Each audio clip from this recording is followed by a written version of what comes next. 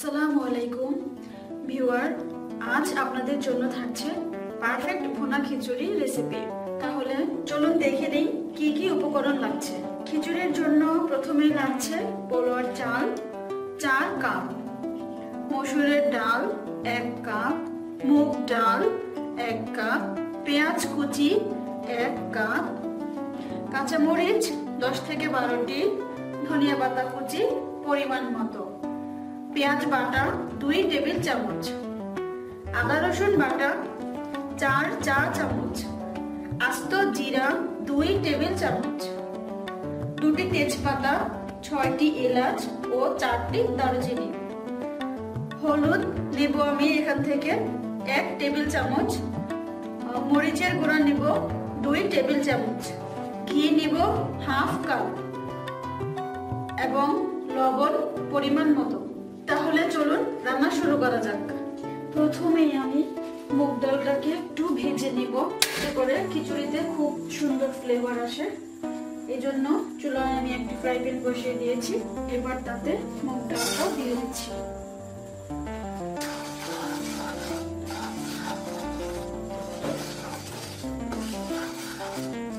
মুগ ডালটাকে মাঝারি আঁচে ভাজতে হবে, যাতে করে ডালটা পুড়ে না যায়।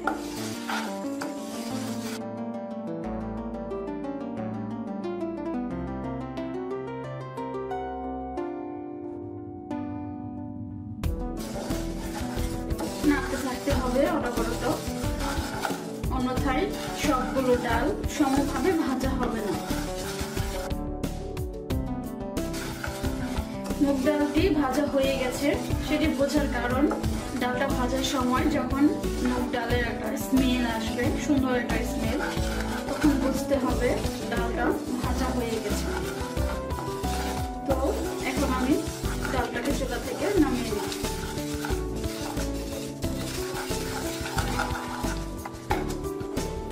এবারে আমি চুলায় একটি বড় হাঁড়ি বসিয়ে দিয়েছি।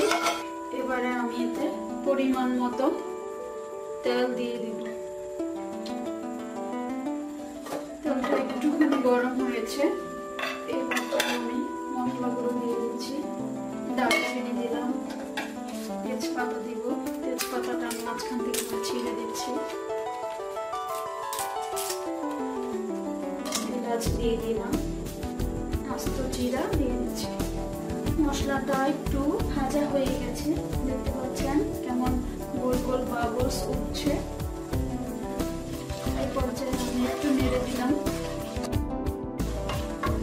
এই সময় চুলার জালটা আমি মাঝারি আঁচে রাখবো। অল্প কিছু সময় নিয়ে আমি জিরাটা ভেজে নিচ্ছি। এই পর্যায়ে আমি পেঁয়াজ কুচি দিয়ে দিচ্ছি।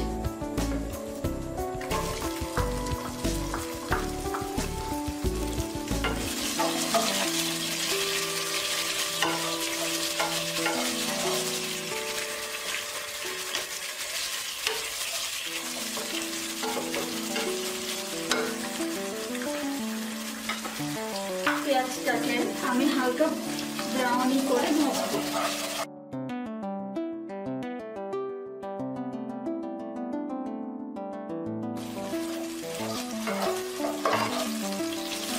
হয়ে গেছে পেঁয়াজ ভাজা, হালকা ব্রাউনি একটা কালার এসেছে।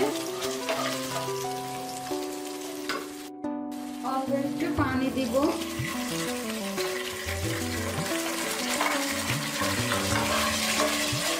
পানিটা দিয়েছি যাতে মশলাটা সুন্দর করে কষানো যায়, মশলা না পড়ে যায়, সেই জন্য। এখন আমি এতে পেঁয়াজ বাটা দিয়ে দিচ্ছি।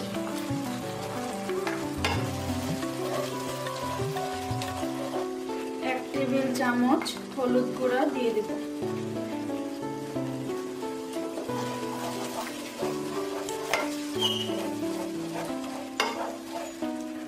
এবং 2 টেবিল চামচ মরিচ গুঁড়া দিয়ে দিব। এরকম পরিমাপক চামচ আপনারা কোকারিজের দোকানে কিনতে পাবেন।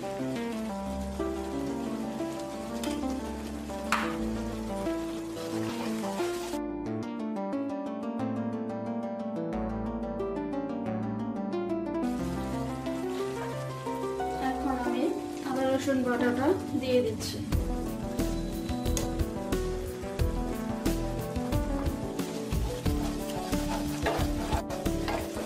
এবারে মশলাটাকে খুব ভালো করে কষাতে হবে।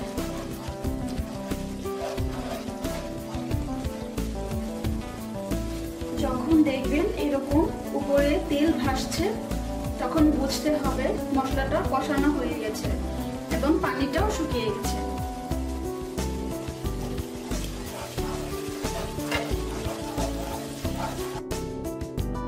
এবারে আমি ভালো করে ধুয়ে পানি ঝরিয়ে রাখা চাল এবং ডালটা একসাথে দিয়ে দেব।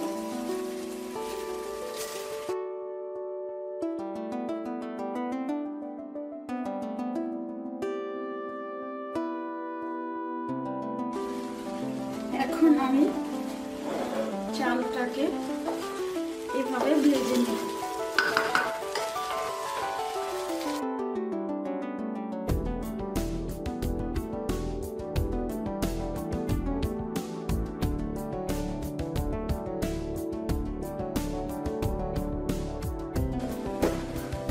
চালটাকে আমি মাঝারি আঁচে ভাজবো, খুব বেশি আঁচে ভাজা যাবে না, তাহলে চালটা পুড়ে যাবে এবং ভাজাও হবে না।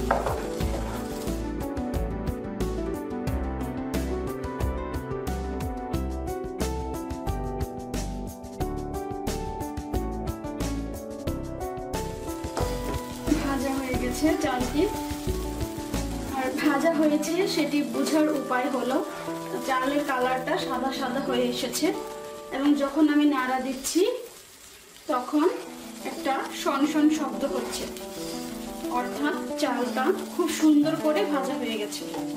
এই পর্যায়ে আমি পানি দিয়ে দিব। পানিটা অবশ্যই আমি গরম পানি দিব। আমার এখানে চালে ও ডালে মিলে 6 কাপ হয়েছে। পরিমাণ মতো পানি দিব, অর্থাৎ 12 কাপ পানি দিয়ে দিব।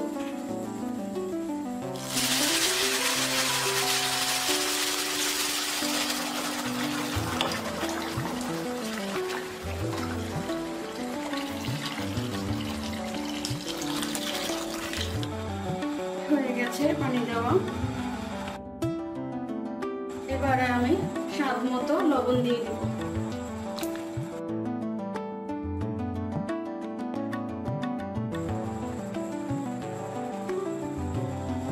মাঝারি আঁচে আমি চালটা জাল দিচ্ছি।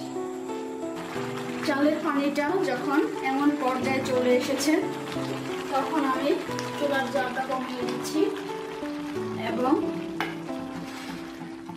একবার করে হালকা নেড়ে দিচ্ছি। এবারে আমি একটা ঢাকনা দিয়ে ভাতটাকে ঢেকে দিব। ঢেকে দিয়ে চুলার জালটা একেবারে কম আঁচে রাখবো। ফিরে আসছি চালটা সিদ্ধ হওয়ার পর। তো দেখা যাক খিচুড়িটা কতটুকু হয়েছে, চালটা সিদ্ধ হয়েছে কিনা।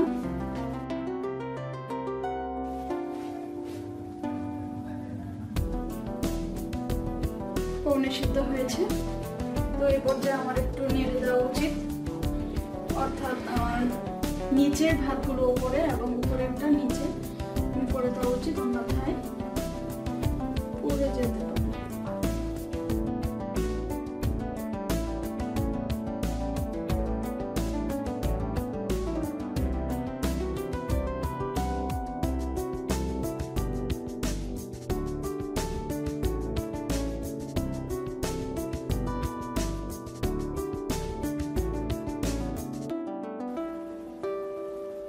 কাঁচামরিচ ও ধনিয়া পাতা দিয়ে দেব।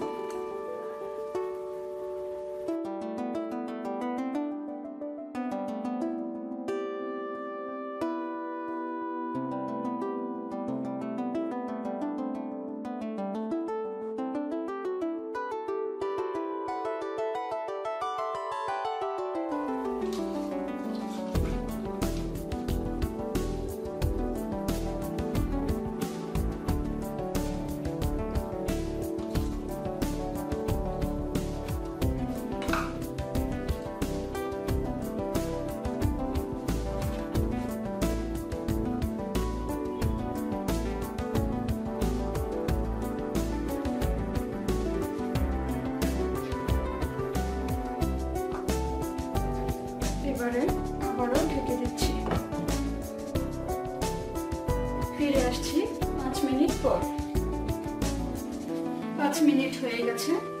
এবারে আমি ঢাকনাটা খুলে দিলাম এবং আমি এখন আধা কাপ ঘি দিয়ে দিব।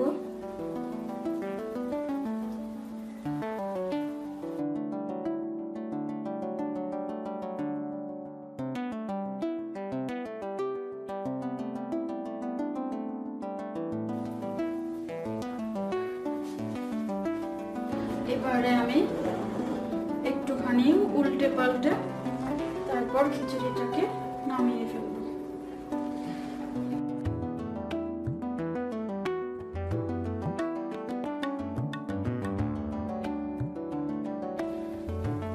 হয়ে গেছে পারফেক্ট ভুনা খিচুড়ি রান্না। এখন আপনি গরুর ভুনা অথবা চিকেন, টমেটো কারি, ভাজা মাছ সবকিছু দিয়ে খেতে পারবেন। তো আপনারা অবশ্যই ট্রাই করবেন অত্যন্ত সুস্বাদু পারফেক্ট ভুনা খিচুড়িটি। তো আপনাদের যদি কোনো প্রশ্ন থাকে অবশ্যই কমেন্ট বক্সে প্রশ্ন করবেন। আর এইরকম সুন্দর সুন্দর ও সহজ সহজ রেসিপি পেতে অবশ্যই সাবস্ক্রাইব করবেন। সবাই ভালো থাকবেন। আল্লাহ হাফেজ।